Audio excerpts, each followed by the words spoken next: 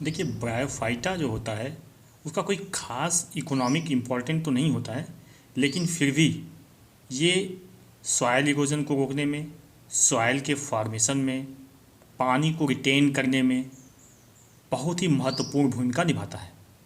तो हम लोग उसके बारे में थोड़ा सा जान लेते हैं कि वाकई में ये इसका ब्रायोफाइट का आर्थिक रूप से मानव जीवन में क्या उपयोग है, प्रत्यक्ष या अप्रत्यक्ष रूप से। पहला तो है प्रिवेंशन ऑफ सॉइल इरोजन।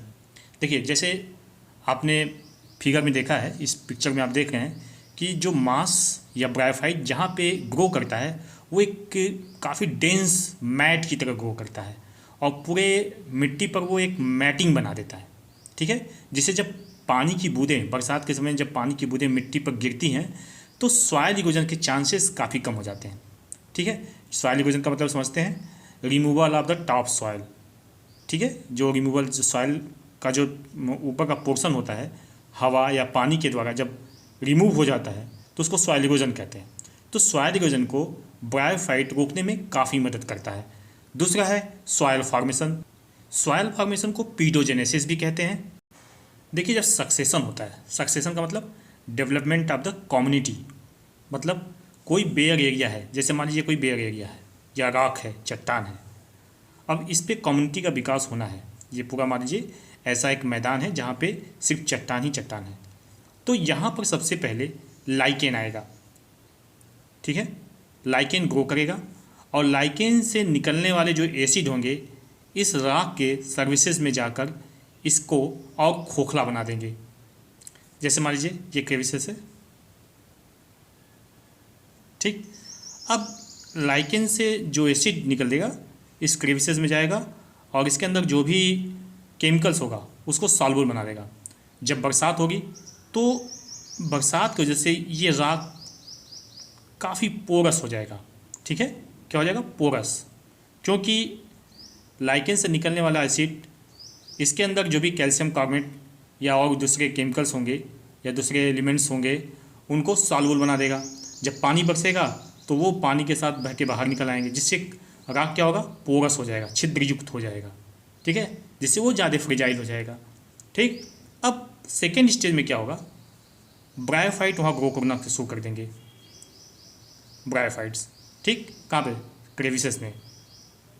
और धीरे धीरे ब्रायोफाइट की संख्या बढ़ती जाएगी, ब्रायोफाइट ग्रो करेंगे, फिर मरेंगे, फिर नए आएंगे, फिर मरेंगे, जिससे रॉक पे सॉइल का फॉर्मेशन होने लगेगा। ठीक है, तो वहाँ पे सॉइल बन जाएगा। जब सॉइल बन जाएगा तो दूसरे प्लांट्स को ग्रो करने के लिए एक फेवरेबल कंडीशन मिल जाएगी और इस तरह से सक्सेशन का क्लाइमेक्स पॉइंट आ जाएगा। देखिए सक्सेशन हम लोग डिटेल में इकोलॉजी में पढ़ेंगे, तो यहाँ पे ये जान लेते हैं कि जो ब्रायोफाइट्स होता है, ब्रायोफाइट्स वो सक्सेशन में मदद करता है, यानी किसी बेयर एरिया में कम्युनिटी के डेवलप करने में या वहाँ फॉरेस्ट के डेवलपमेंट में ब्रायोफाइट मदद करता है। हाँ, एक चीज़ यहाँ पे नोट कर लीजिए, लाइकेन जो होता है ये पाइनियर की तरह काम करता है बेयर एरिया में। पाइनियर मतलब सबसे पहले यही आता है। ये तो रॉक की बात हो गई। अब पॉन्ड्स की बात कर लेते हैं। पॉन्ड्स मतलब वाटर फील्ड बॉडी। तो वाटर फील्ड बॉडी जब होता है वो जहाँ पे होता है वहाँ पर स्फेगनम भी ब्रायोफाइट होता है, जिसको हम बॉग मॉस भी कहते हैं, बॉग मॉस, इसको पीट मॉस भी कहते हैं। तो वो जब स्फेगनम ग्रो करता है तो धीरे धीरे जो पॉन्ड्स की डेप्थ होती है वो कम होने लगती है, क्योंकि इसमें मिट्टी भरने लगता है। ठीक है, इस तरह से यहाँ पर भी कम्युनिटी का डेवलपमेंट होता है। देखिए ब्रायोफाइट वाटर रिटेंशन में भी महत्वपूर्ण भूमिका निभाता है। वाटर रिटेंशन का मतलब समझ लीजिए, वाटर रिटेंशन मतलब होता क्या है। देखिए जो ड्राई स्फेगनम होता है उसमें, ड्राई स्फेगनम इसमें वाटर एब्जॉर्ब करने की कैपेसिटी काफ़ी अधिक होती है। ठीक है, इसलिए जब हम गार्डनिंग में जब नया प्लांट को ग्राफ्ट करते हैं, ठीक है, या प्रोपोगेशन करते हैं, तो उस समय स्फेगनम का यूज़ किया जाता है वाटर होल्डिंग कॉटन के रूप में। ठीक है, इसलिए इसको हम कॉटन मॉस भी कहते हैं। अब देखिए जैसे मान लीजिए कोई प्लांट है, मान लीजिए साइट्रस नींबू ही है। अब हमें इसकी ग्राफ्टिंग करनी है, तो हम करेंगे क्या कि ब्रांच को चारों तरफ से कट लगा देंगे, काट देंगे, ठीक है। काटने के बाद यहाँ पर थोड़ा सा सॉइल लेकर इसको स्फेगनम्स के साथ बांध कर रख देंगे, ठीक है, मतलब विथ स्फेगनम, जिसको हम कॉटन मॉस कहते हैं, ठीक। और पानी थोड़ा डालते रहेंगे। तो स्फेगनम में क्या होता है कि वाटर होल्डिंग कैपेसिटी होती है। कुछ समय के बाद इसके अंदर जड़ें विकसित कर जाएंगी, रूट्स विकसित कर जाएंगी। फिर इसको काट कर हम अलग करके नया प्लांट के रूप में इसको लगा देंगे, ठीक है। तो जो इस ब्रायोफाइट जो होता है, ये इसका उपयोग गार्डनिंग में भी किया जाता है, ग्राफ्टिंग में, ठीक है।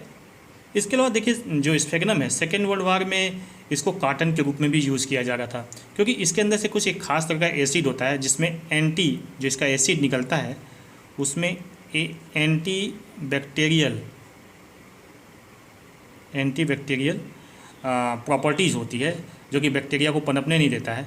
तो जो सेकेंड वर्ल्ड वार के समय जब कॉटन की कमी हो गई थी, तो स्फेगनम को कॉटन की तरह यूज़ किया जा रहा था, और जो घायल सैनिक होते थे उनके इलाज के लिए उनके चोट पे इससे ड्रेसिंग की जाती थी, ठीक है। तो उस समय से इसका नाम कॉटन मास पड़ गया।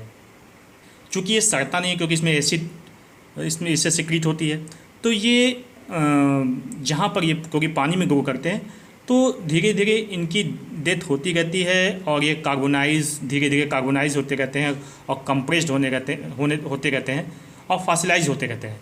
तो सैकड़ों साल के बाद ये स्पॉन्जी मास बना लेते हैं, जिसको हम पीट कहते हैं, ठीक है। इसीलिए इसका नाम पीट मास भी रखा गया है, peat mass.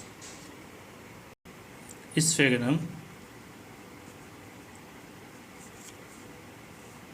often grow in acidic marshes. The older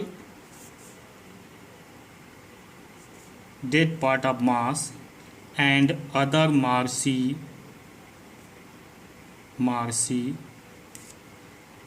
plants got slowly carbonized, compressed and fossilized over thousands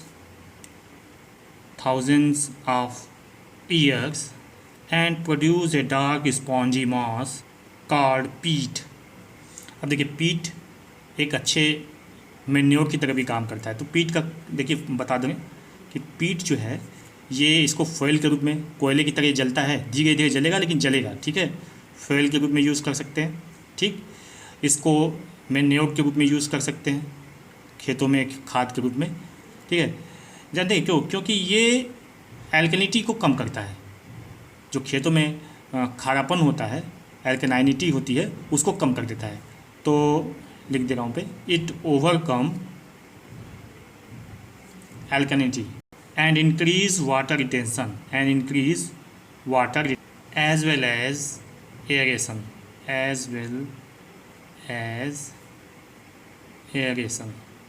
ठीक है। तो इतना काम ये करता है। अब ब्रायोफाइट के क्लासिफिकेशन पे आ जाते हैं। देखिए ब्रायोफाइट को 3 क्लासेस में बांटा गया है।